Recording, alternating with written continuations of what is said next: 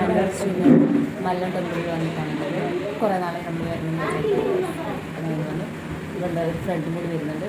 ഒക്കെ കൊണ്ട് വെയിറ്റ് ചെയ്യാം.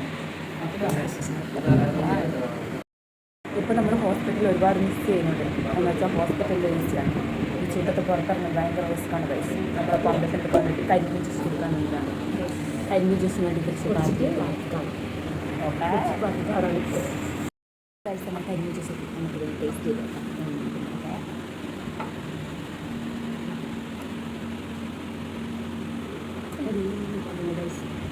കരിമീൻ ജ്യൂസ് ഫ്ലവറാണ്. പക്ഷെ എന്നാൽ മട്ടൻ തിരിച്ച് കൊടുക്കുന്നുണ്ട്. അങ്ങോട്ട് വാങ്ങാൻ എനിക്കിഷ്ടമായി. അതുകൊണ്ടാണ് ഇതാണ് അമ്പലത്തിൻ്റെ പുറത്തുള്ള ഭാഗം. ഇവിടെ കുറേ ചന്തകളൊക്കെ ഉണ്ട്. നമ്മളെന്ത് പോയി ഇവിടുത്തെ പൈപ്പിൽ കാലൊക്കെ കഴുകിയിട്ട് വേണം അകത്തേക്ക് കയറാൻ. അമ്പലത്തിൻ്റെ ഉള്ളിലേക്ക് ക്യാമറ എടുക്കാൻ വിടുമെന്ന് അറിയില്ല. ഇവിടെ എഴുതി വെച്ചിട്ട് ചെയ്യാം മാക്സിമം.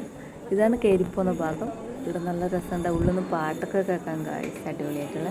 ഇതാണ് ഇവിടുത്തെ ഏതോ ഒരു പുഴ. ഇതിൻ്റെ പേര് ഞാൻ മറന്നുപോയി. ഇതിൻ്റെ അടുത്ത് തന്നെയാണ് നാഗസ്ഥാനയിലുള്ള നമ്മൾ ഇവിടെയൊക്കെ കയറി തൊഴുത് എന്നിട്ട് ഇങ്ങനെ അമ്പലത്തിൽ പ്രാർത്ഥിച്ച് കുറിയൊക്കെ വെച്ചാൽ ഇതാണ് സ്നേഹം വന്നത്.